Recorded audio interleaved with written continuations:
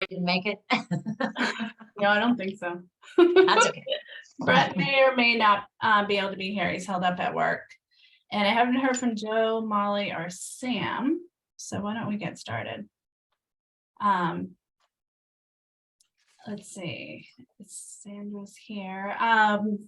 Just a couple minutes to allow for public comments. So Sandra, I don't mean to call you out specifically, but you're there. If you have anything that you would like to comment or have any questions, just let us know. You can raise your virtual hand. If not, you're welcome to just stick around and join us for the meeting. Julia, can you? Yes. Oh, she does have her hand up. Sorry about that, Sandra. Go ahead, Sandra. I think you should be able to unmute yourself now.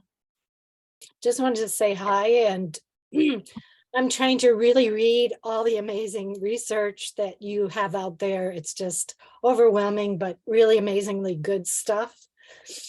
And I have my eye on, you know, some local things that I don't know, that I won't bring them up particularly right now, that we might be able to, that I'd like to see to help some of the issues. But Yeah, feel free to reach out to any one of us, Sandra. sure, I had some thoughts, but I want to finish reading and listening first. Sure. Can you just introduce yourself briefly? Okay, I'm Sandra Thaxter. I've lived in Newburyport since 1973. And I guess I've been involved with trees, and I do a lot of landscape conservation and restoration in Maine, and been doing that for years and years. So on an island, so that's a place where we have to think about a lot of these issues too. So I'm eager to see what you're doing and maybe help with some grants. Okay, great. Thank you. All right, we're moving on unless there's anyone else out there. No. Wow, it has been since November, hasn't it? It's been 2 months. The meeting notes, the draft meeting notes. Did anyone have any comments, questions, issues? Any of those? They look good to me. Hearing none. Why don't we get those posted? Sarah, can you send those off? Yes. Awesome, thank you. Committee updates. Boy, is there a lot to update. We've been busy the last couple months, which has been great. Sarah, do you mind just giving a quick rundown of the environmental open house? Yes, that's been a while. So that was mid-December at the high school. We talked about it at the November meeting that we had been invited and were planning to go. So we did end up with a table there. Julia, Jane, and I attended. Julia came up with copies of the Resiliency Committee brochure. So we were really happy to have those and be able to distribute those to anybody who wanted one. We took the opportunity, in addition to talking to students about the work that the committee was doing, but also for us to connect with some of the other environmental groups that were there. And Jane and I talked to them about the grant the MVP grant that we'll talk about later. And so out of that, we received a couple of other proposals for projects. So that was a good result as well. So I think it was successful. I did too. It was really exciting to see the brochure. We saw it before anybody else. Yes. Yeah, those lucky students at the high school were the first ones to get copies. I know. Yeah, so I'm just figuring everyone's aware that those did go out. Julia, thank you so much for coordinating all that. That must have been a Herculean task to get all that stuff and out. Have you had any feedback? Stuffed every envelope myself. I've had a little bit of feedback from people who would say, for the most part, oh my gosh, like, wow, that's incredible information in there, and we're surprised. And I thought that it looked good. And yeah, I haven't heard any negative feedback from anybody. I don't know if anyone else has. No. Julie, do you know how many went out? Yeah, about 9,000, maybe a little less than 9,000, because they went to every household. So yeah, a lot. We have a lot left over though too. Oh, So good. if anybody wants, and I can get more printed. So if people have events that they think it would be useful for, let me know. And we can get you some. Okay, thanks. Sarah, do you want to give a quick, did everyone have a chance to take a look at the links for the story maps that I sent out with the agenda? I don't see a heck of a lot of head nodding here.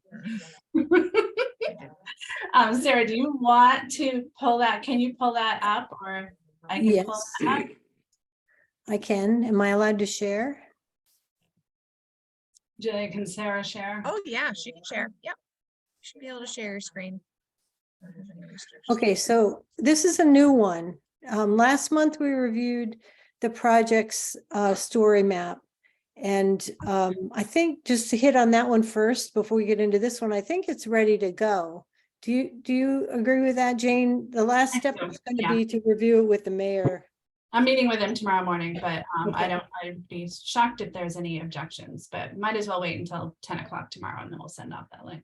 Okay, and then the goal there is to put that link on the resiliency page. This one is very close as well. So what we did was we took the brochure and we turned it into a story map. So there's sort of an online version of the brochure. It has all the same text as the brochure, a little bit of reordering just to be to fit this format a little better, and a little bit more text with links here about joining the resiliency committee or reading the plan, because we have the ability to do that. But then the rest of it is very similar with some additional extra pictures. So the text is the same as the brochure. We've got all the different sections that were in the brochure. Got some pictures from various community members from that last storm, so that was helpful. So this should look very familiar to people because it's the same text as you've seen multiple times. Looks I good. like the Very- new looks image. really I like, good. yeah, the imagery is great. Yeah, so the only things left, I think, to do, although we'd love your feedback on it as well, but Jane was having a problem with a couple of the images taking some time to load, like they would come up blurry. And so we want to look into that and make sure that's not a widespread problem. So we'd love if you guys could look at it too and see if you see any problems. It's actually out there public. The link Jane sent is available to everybody.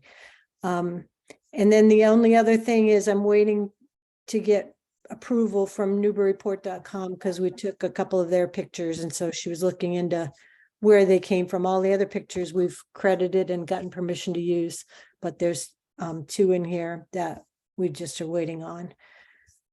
Otherwise, that one will be ready to post too. Oh, Ooh. this looks great. Cool.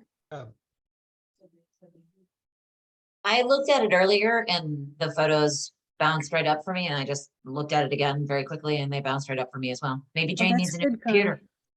Maybe. When's your birthday, Jane? Excuse.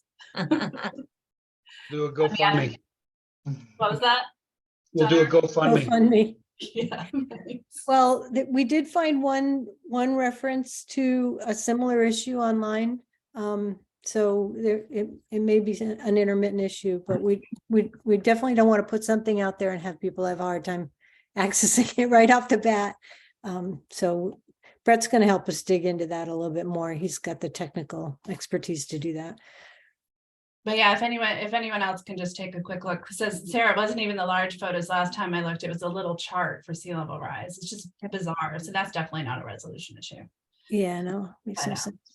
So if it's all right with the group, I think once Sarah ties those loose ends, just put that up on the resiliency page. It's such a great use of the work that went into the brochure. All righty. Molly's not here. Does anyone have any news on city website overhaul when we're gonna get new pages? Nothing. All right, I'm gonna ask about that tomorrow. Tree tags. I don't know if anyone had a chance to take a look at the mock-up that I've done for tree tags. It's for native and non-native, but non-invasive and then invasive. trees. I've been working with Kim Turner in the mayor's office on it. And the plan is to start on the rail trail really small and just hang these tree tags on a few specimens, and it wouldn't be permanent. It'll just be 3 or 4 months. We're going to put it on this polyester paper that's waterproof, just hang it on. There'll be no damage to the trees. And it's really just to highlight what kind of trees are out there and the importance of native trees versus the issues that we have with invasive trees.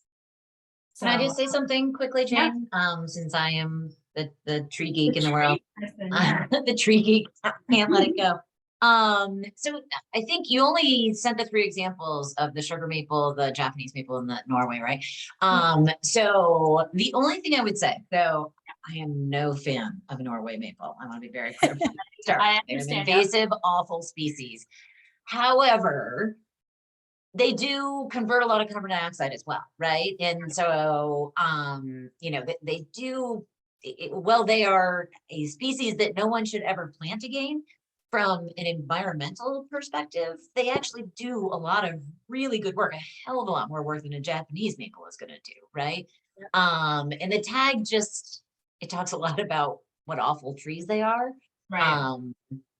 I just maybe consider having a little balance there, because again, we're trying to take an environmental sort of perspective on this. And again, terrible species, please don't ever plant one again. But the city is literally covered in them. I would say at least half are Norway maples. Right. So I just don't want to put out too negative of a thing and have people start cutting down Norway maples, you know? I'm really glad to hear you say that, Connie, because I have my own issues with that as well. Okay. Because they do, I mean, they are some of the largest trees in the city and they probably capture the most carbon. Yes. Or, yeah, one of those trees that do. So thank you for highlighting that. And that's something that I'm gonna try to balance out. And I think it would be really easy to make the argument that they are converting more carbon than any other tree in the city. There are so many of them. They're so large. You know, I don't think there's any more of any species in the city. So, you know, I think that's a fairly easy argument to make. And, you know, ultimately we do have mapping of the street trees, not obviously all the trees in everyone's yard. So we can pull out from a street tree perspective, how many are Norway maples versus anything else. And again, I don't know the number off the top of my head, but I would be absolutely shocked if Norway maple isn't very far in first place for that.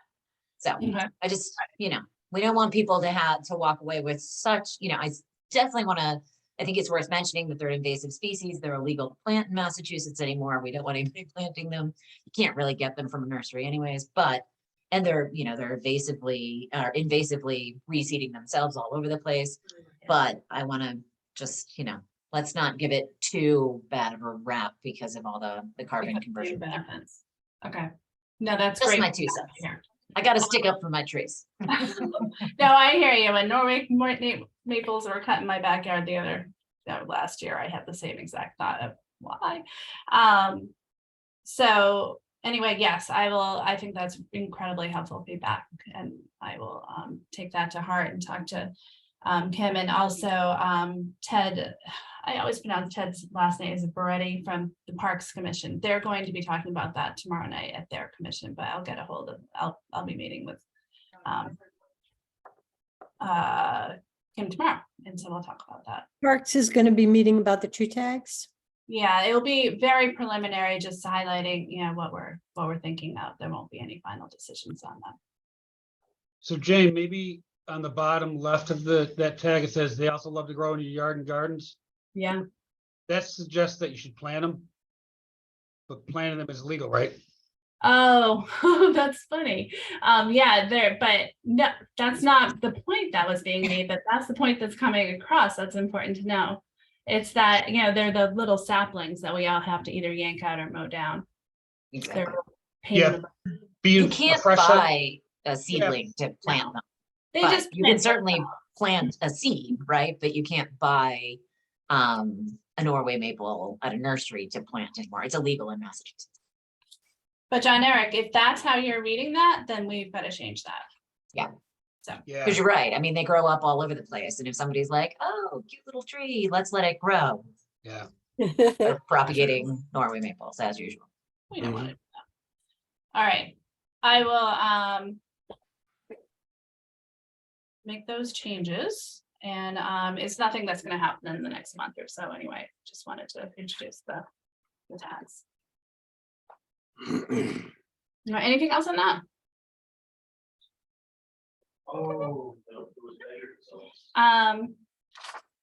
John, Eric, the MyMac floodplain mapping, you're waiting for MVPC still? Yeah, if I can share the screen, I have some good news for you. Ooh.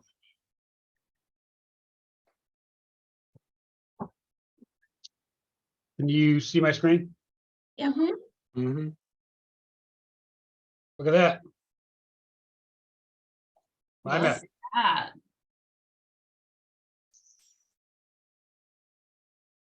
Pretty, but Color it's scheme has scary. changed and everything. Wow, yeah. That's Very scary, nice. but I like the way that it displays. It's very visible and clear. It looks great and terrifying at the same time. John, Exactly. there we go. Can you go up 2 feet and 2 feet again, just for comparison? Yeah. And this is the first time I'm looking at it. I just got the link from Steve today. There was a issue with shifting. Personally, I think this is shifted a little bit.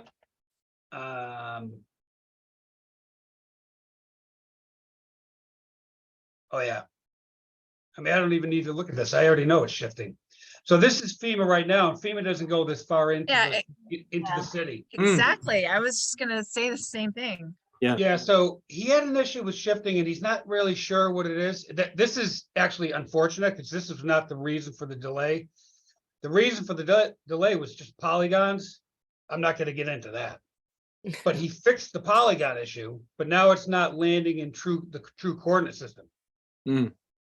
But the But intent, I like the interactivity of it, and what that does is allow people to say, here's the pin on the map where my house is. Look what it's going to look like if we have 2 feet, 4 feet, 6 feet of rise, and that's very persuasive. That's exactly what we're going for. I Yeah. agree. In terms of the shifting, John, Eric, is it every layer or is it just that FEMA? Like, is everything shifted in however number of feet? it happened, what we do is we send them polygons. Yeah, look at this. See how Yeah. the polygon is completely into Okay. Modley? Yeah. Yeah. Yeah. It's just very simple. The whole thing shifted. Yeah. Mhm. So I it's mean, just a registration problem then. You can see it right here. Yeah. Yeah. So he just has to figure out, we gotta figure it out because he can't, he's fit to be tied trying to understand this one. It just sounds, I can't remember how to, but it's like that first starting point. It looks like it's just off and everything. It's just based on Yeah, that. I mean, you just want to grab it, move it, and even if you can approximate it, it's still, we can approximate it within, half a foot. Anyways, but this is it. The good news is, we just took one step forward and two back. I did think I had better news, but the polygons are in better shape than before. We just have to move it. Yeah. It's be great. simple. Once it's readjusted, I think that will work great. Yeah. Yeah, I mean, you guys have seen them all enough. The business park didn't make it. Oh, That polygon just, he just ran out of time yesterday. Is that still in the works though? Oh, they had, they have it, it's still in the works, yeah. Okay. Can we take a look at Plum Island real quick? Is that? are Although there we don't even still- know how meaningful it is because of the shift. Right. Can you guys hear me? yeah. Mhm. Hi, sorry, this is Connie. This is not making anybody else in Zoom completely freak out. My whole screen is freaking out. All right, I'm gonna boot out and come back in. Oh, wait a minute. Oh, there you are again. Oh, no, you're not. Okay, forget. I'm gonna boot out and come right back. Sorry. Ready. Something is going something about this does not agree with me. Okay. I We'll can't wait even for you. get, so now I can't get my screen to stop freaking out enough to leave. Just go ahead. I'll figure it out. If you see me leave and come back. Do you know want why. me to, I can try to remove you from my, Oh, wait a I minute. don't I know if just, that will work. okay, I'm leaving. Ooh, okay.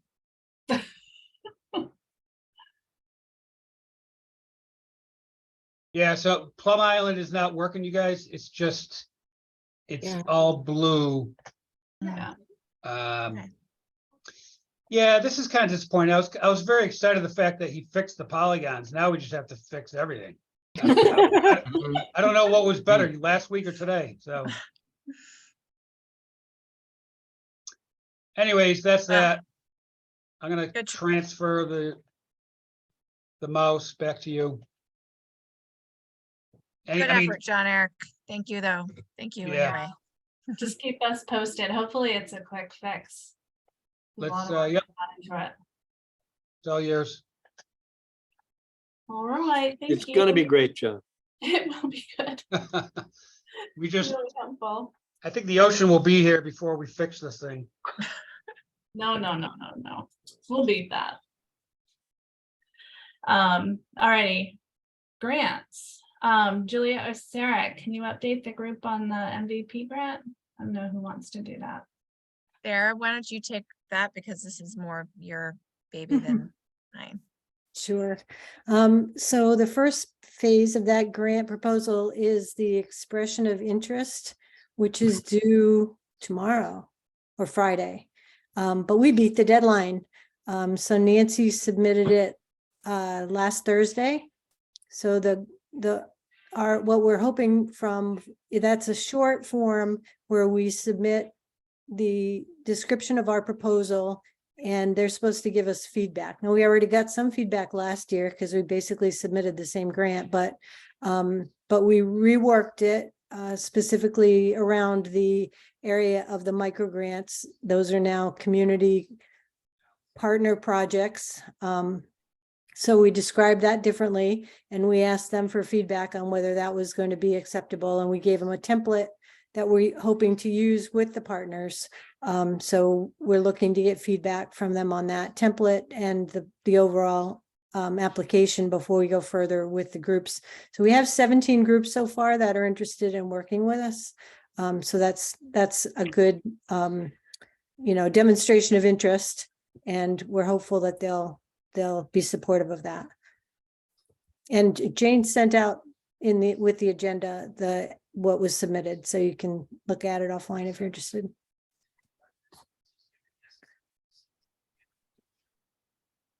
And then I guess the next phase of that will be working towards the actual application, which will be due in early May if they follow last year's schedule. Sarah, do you have any idea when we will hear back from MVP with feedback on this EIO? No, they just said if you get it in before the 19th, they'll give you more detailed feedback. It sounded kind of like it was first in, first out. So we're hoping by getting it in early, we'd hear faster, but they didn't give any commitment that I saw. Yeah, we can maybe have Nancy give them a shout if we don't hear back from them. Or, even a response that they're working on it. Like that. I was so excited that I am so excited that we've heard from that many groups that are interested in working on us. It really demonstrates the interest in climate resiliency. And I think, long-term, just for this group and the work that we're doing, the more folks in town that are aware of us and we're aware of them, I think, all the better. So I'm super excited and I really, truly hope we get this grant. Something that we added from that wasn't there last year is after talking to Molly, we've added something. We don't have to do this again. This is the expression of interest, but a greater Newburyport Green Expo, similar to what the city did in 2019. I believe it was 2019. We would do it. We're thinking we do it a little bit differently because I understand that was an immense amount of work. Just looking at the speaker panels and everything, I can't imagine pulling that off as successfully as it was pulled off. But we're going to reach out to the chamber to see if they're interested in doing working with us on that. And because this would be part of the grant proposal, we would also propose an event planner for day of at least. So it will be hopefully a little less of a burden than it was last time, and but still have as much of an impact as that 2019, and hopefully spread, include Salisbury, Amesbury, Newbury, surrounding communities as well to really have the greatest impact as we can.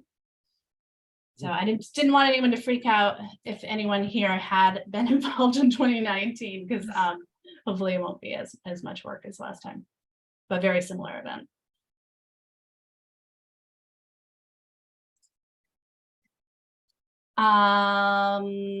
Any other grants news, Julia? The only other grant that we have out right now is the FEMA Hazard Mitigation Program grant, where we're applying for funding for the buyouts of the 3 homes on Plum Island. We don't have any news yet on that. It did go in through MEMA to FEMA, and we just have to wait for feedback. Fingers crossed. Anything on the hazard mitigation plan itself? Yes, and Yeah. I just got last week a notice from FEMA that they have finalized their review of the hazard mitigation plan, and it's approved for adoption by the city. So now the next step will be to have the city council do its final review and adoption of the hazard mitigation plan, and then we're good to go. And we have a year from January 12th to get that adoption done. I'm assuming that it won't take nearly that long to get it through the city council. I hope not. Yeah, but they gave us great feedback, said it looked fantastic and all that. So I'm happy about it. Good. I have a question of Julia on that plan. Julia, I had opened it up previously, but more recently I opened it up. Has the way in which displays changed? Because I wasn't able to open it up in the last 2 weeks. How's the way in Even- which it is displayed? Yeah, on the city website. And admittedly, I was using my phone as opposed to, Is it on the city website? Is our draft of it even? I didn't even realize that. I guess Diane put it up there. I don't know what has changed. Let me Okay. take a look. and it may have been, a single burp somewhere, but you don't have to take time today to look for it, but I just want to make sure that if people want to see it, it's truly Okay. there. Okay, yeah, I'll double check on that and Yeah, thank you. make sure that it's the correct version and everything. Yeah. Yeah. Okay, thank you. I'll do that. Yes, Connie, I guess you'll be seeing that soon. Yeah, I was just gonna ask, so, Julia, Andy, how do you guys, do we need an order to bring this to the council? Yeah, that's right. I had just touched base with Julia via email. We didn't have a chance to close the loop completely, but the question there was, would need an order for adoption to reference the plan, and just discussing what would be the appropriate supplementary materials and who the sponsor or sponsors would be.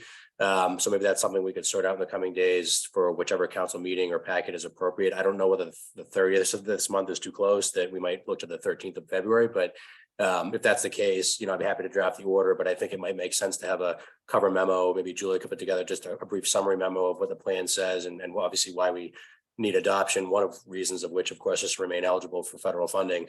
So that being the case, I guess I would assume that we'd want to aim for maybe the first meeting in February, and reach out to those counselors that may be willing to sponsor. I know there's particular interest from Councilor Zede and Councilor Wright, given the importance of this plan to future assistance on the island. Ed Cameron is the chair of planning and development, where plans, might typically go. So we could talk about, figure out that detail. Yeah, well, Councilor Wright and myself are both on P&D as well, so I'm happy to sponsor, but it sounds like you've got lots of potential sponsorship already, but yeah, just keep me in the loop on it. Okay. Sure. Well, we have to reach out to folks on the council. We hadn't had a chance to do that since we got the approval from the feds, so. Yeah. And I believe that we already have an order drafted for adoption, because that Yeah. had to be included in it when we sent it to FEMA. So we should have at least a draft ready to go for the city council.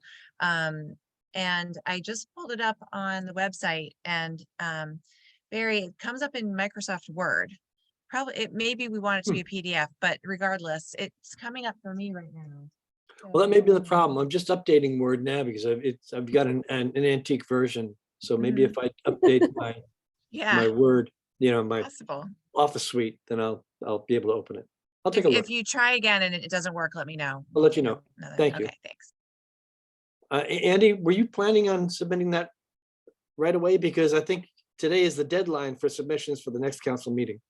So I'm next mistaken, Tuesday would Connie be could- for the meeting on the 30th, but I do still think that's too tight, maybe to your point. I Yeah. was assuming maybe the February meeting, the first February would be more reasonable. Mhm. Especially since we have to reach out to confirm any potential sponsors of the order. And I know that some counselors might want to, take a look through the final version of the plan. In relation to that. So I think we need to follow up on that piece of it, but I would. The order itself can be, like Julia said, relatively simple, referencing the Yeah. plan.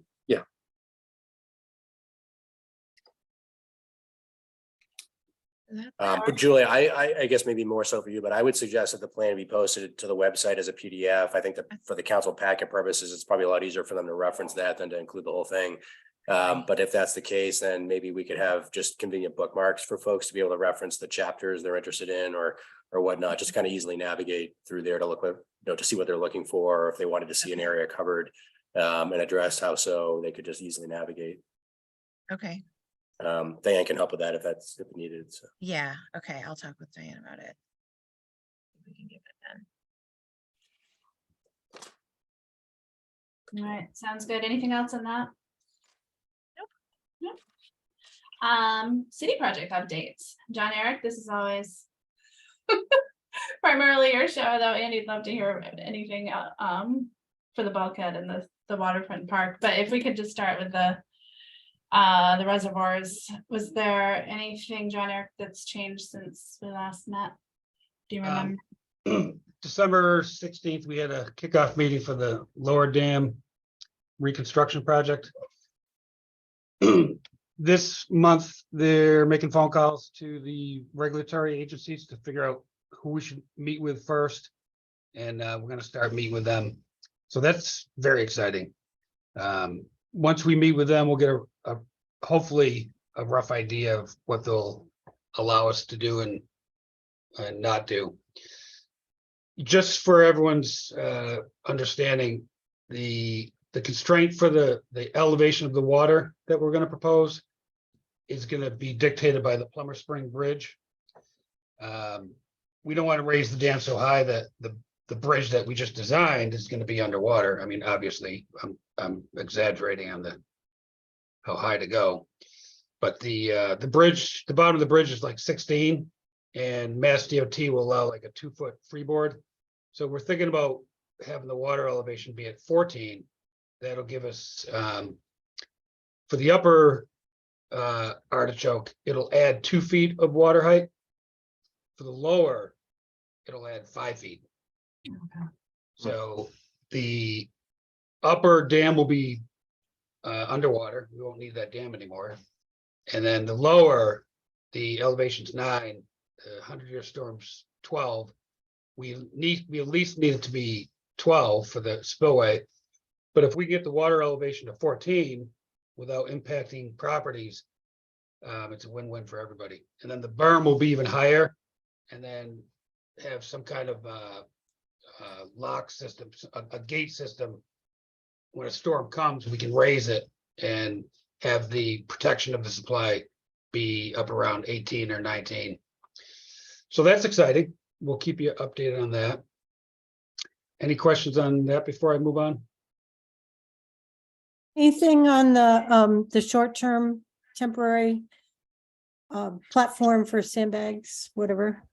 We're still waiting for the permitting people to get back to us. They're Okay. very, very slow on reviewing it. So it's been a year. Yeah, It's being reviewed by MIPA. So hopefully we'll be able to get that this spring, and we have to balance building that or getting the stone ready. Whichever comes first between the new dam and the emergency spillway.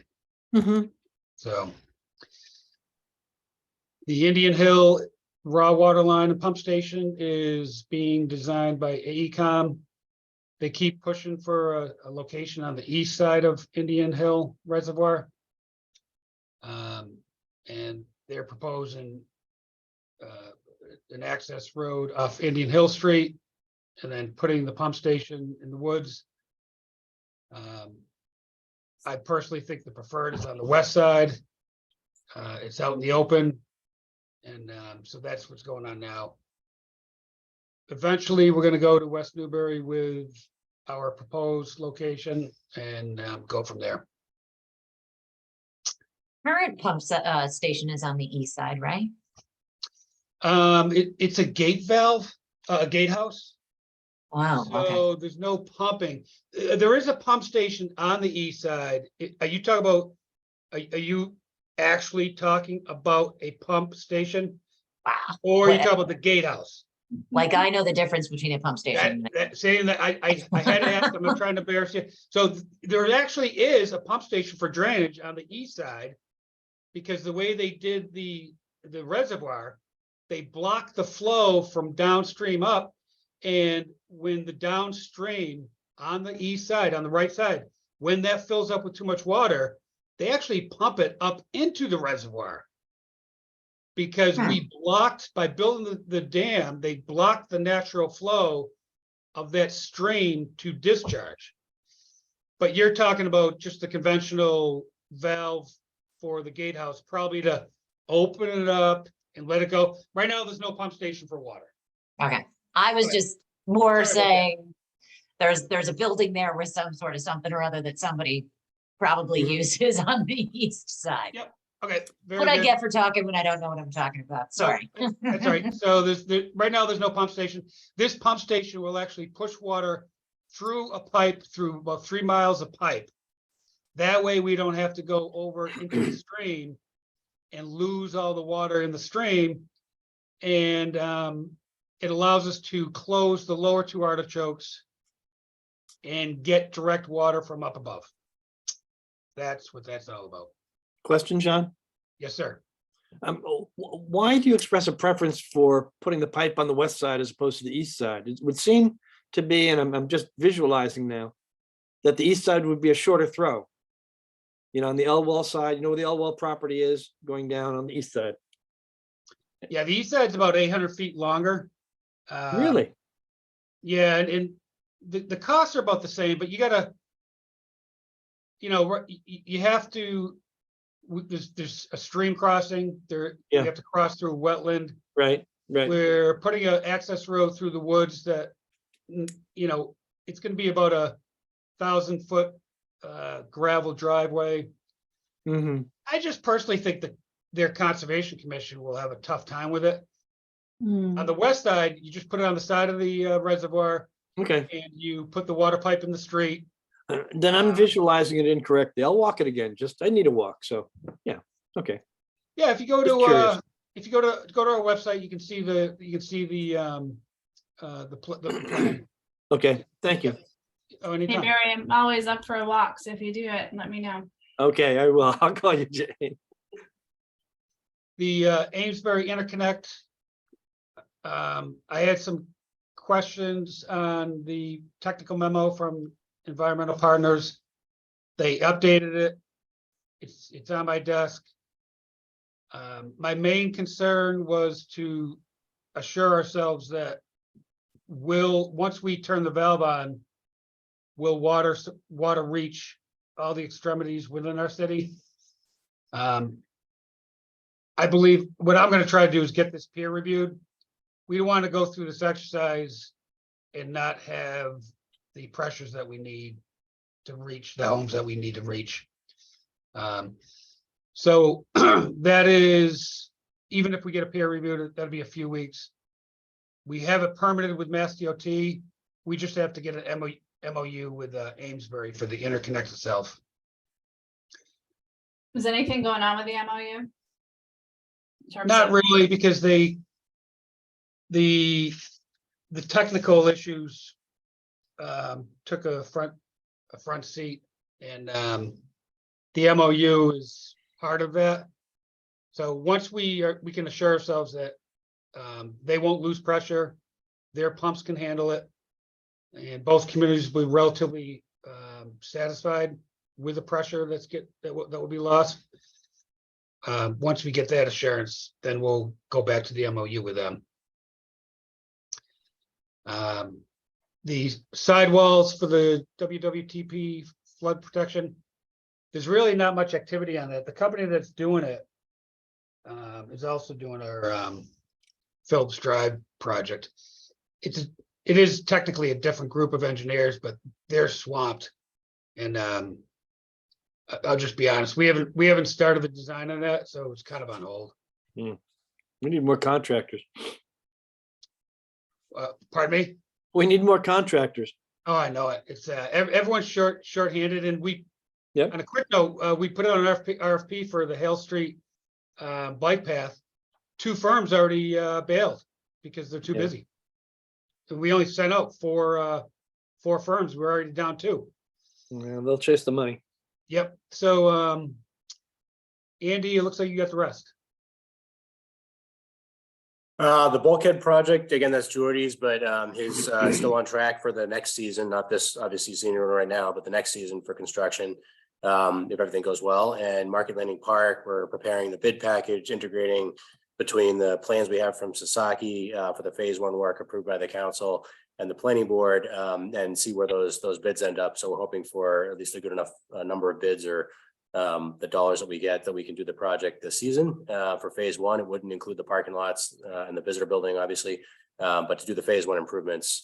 So we'll kind of keep you up to date as to where that goes, particularly with the bidding process. We're hopeful that everything integrates well and that we get some good prices from folks to stay within budget. Thanks, Sandy.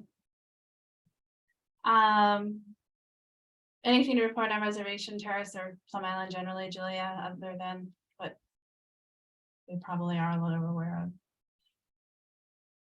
Sorry about that, I was muted. Not much to report other than the dredge, which was paused, as most people probably know, before Christmas, has not yet picked up again. It was supposed to pick up again this past weekend.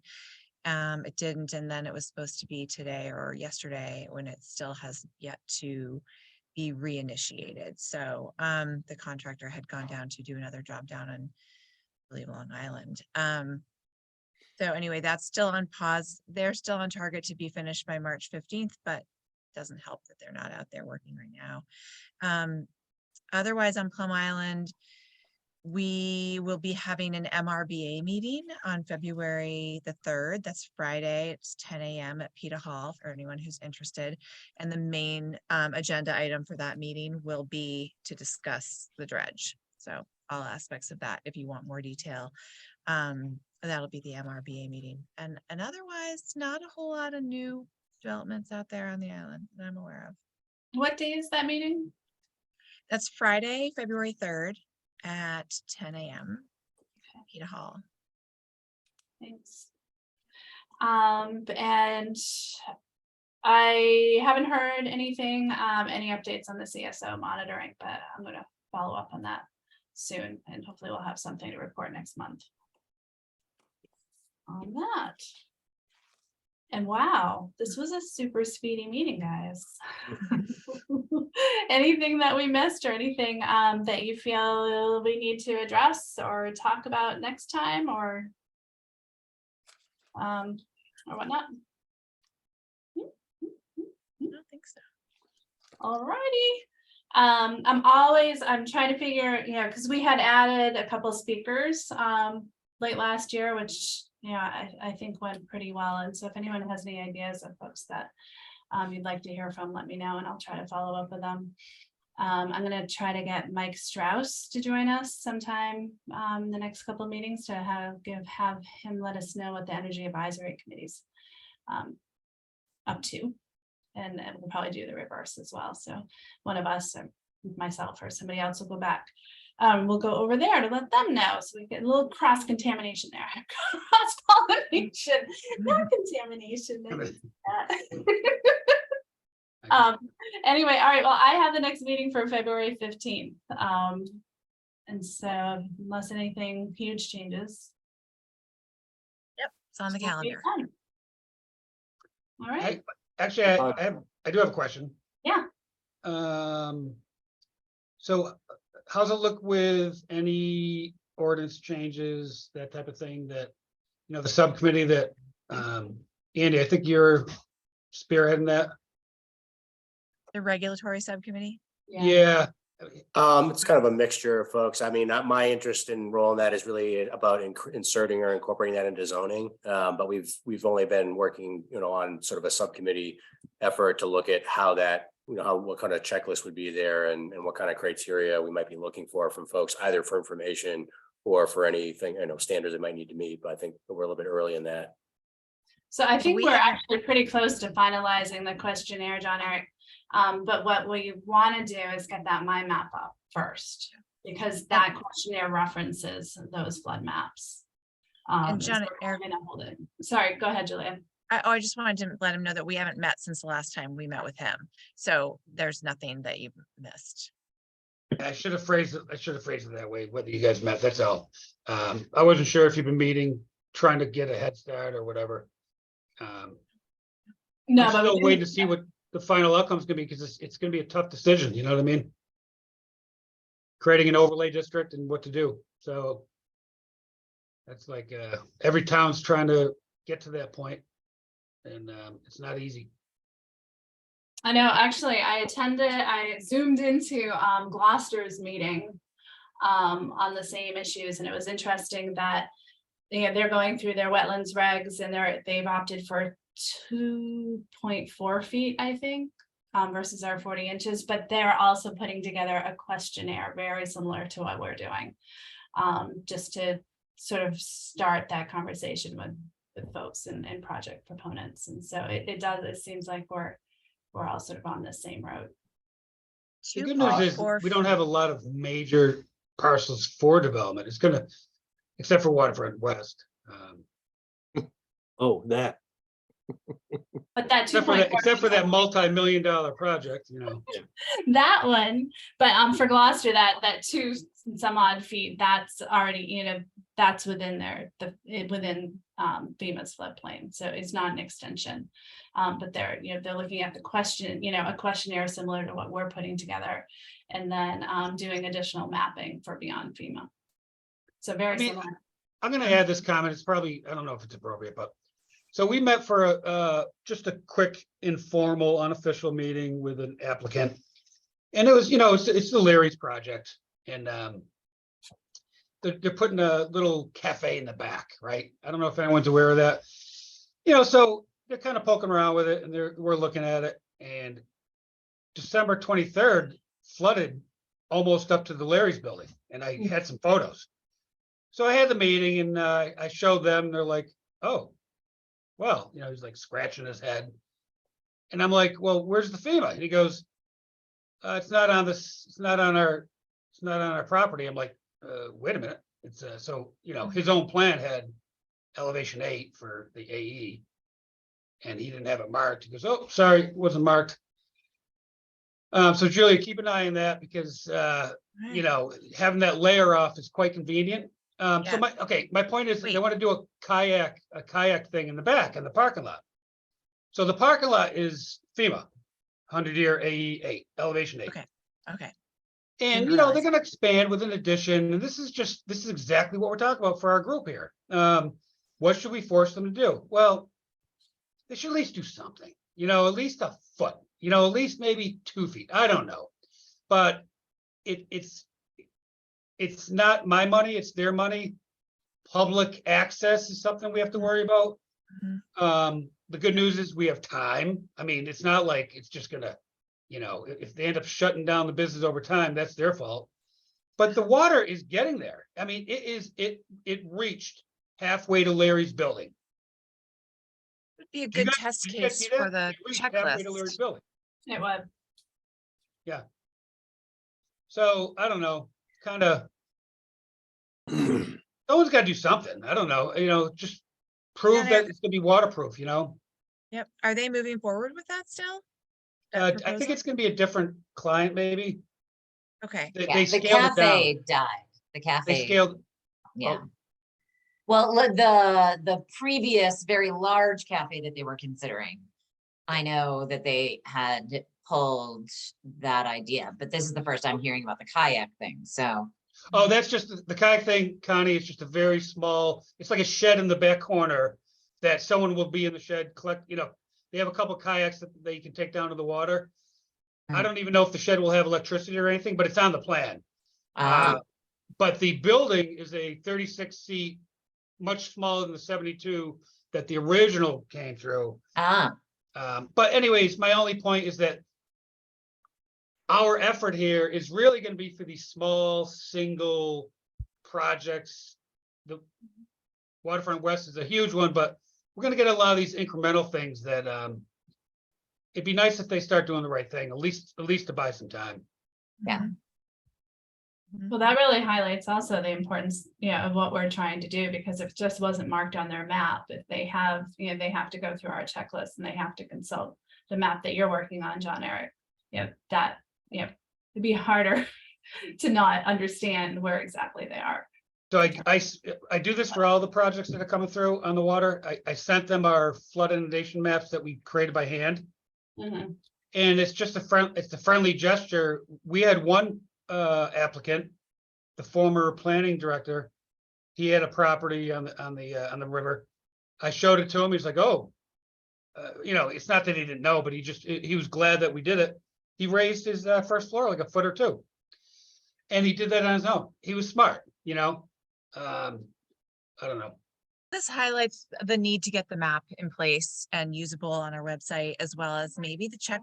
checklist and just Yep. ASAP. Absolutely. Okay, so Um, just to let you, I'm glad you brought that up because because I've been the bottom, we hired Wood and Kern to do that, to fix those poly lines. We gave up maternally because I heard you loud and clear last time. I'm starting to hold you up. So Wood and Kern succeeded on the poly lines. Then now we just had that error that I just got shown to me. If we can't fix that in a week, I'm gonna have to come up with plan B because I hear you loud and clear. We gotta fix that. So I'll not myself, other people will work on it. But feel free to keep pushing me on that, you guys, because MVPC is also busy, but we'll explain to them how important it is. So Especially now that we have our resiliency brochure up on the website and Yeah. we're developing all the stuff more, the map is just such a key element. yeah, I'm hoping that he can fix it. He didn't fix it last time. He was surprised that it shifted. He couldn't understand why. A coordinate-based polyline is a coordinate-based polyline. He is baffled. So I'm kind of tired of hearing all these responses and I'm baffled. Nothing's working smooth. It's been months on this effort, So I'll push it. I'll keep pushing them. Thanks for Right. sticking with it, John Eric. Yeah. Yeah. It's- Thank you, John. Hey, Eric. Hey, David David Moon has had his David, hand yeah. up for about Oh, 10 minutes. Thanks, sorry, I John. thought that was still said. Sandra, okay. Here you go, David. You can unmute yourself.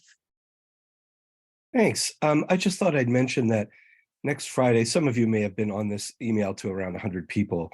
The Great Marsh Revitalization Task Force is having a meeting next Friday at the refuge headquarters to, there's an agenda to kind of cover the avalanche of money that's coming to the Great Marsh for restoration efforts. And that's great. I will have one slide about our project to work on shoreline, resilience in Newburyport along the river, because we're mostly going to be talking about pepperweed.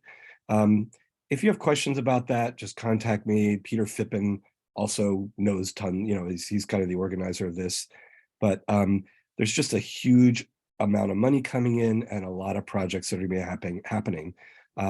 Mostly south of Plum Island Turnpike, but some of you might be really interested in that. So I just thought I'd mention it. David, when was that meeting again? It's Friday, the 28th. Is that next Friday? I think it's the 27th. 27th, thank you, at 10 o'clock. And, there was a big list that was invited. I would think that at least a representative from your committee would make sense. I'm going to be there. I already You're gonna be there, RSVP'd, good. Yeah. Well, I just wanted to mention it. It is exciting how much is coming to us. And our little sort of foot in the door for living shoreline potential in Newburyport is just a tiny piece of lots of big pieces that are happening. So it's good stuff. Thanks, David. I should say David's gonna try to join us next month to give us an update on the muscle project that Living Shoreline that they're doing. All right, well, that was a nice lively end of our meeting. Thank you. Anything else quick before we sign off? All right, also February 15th, 3 o'clock, but I'm sure I'll see most of you before then. Great, thanks, Jane. Take Okay, care. Bye, all. Thank you. Thank See you you. guys. Bye-bye now. Good night.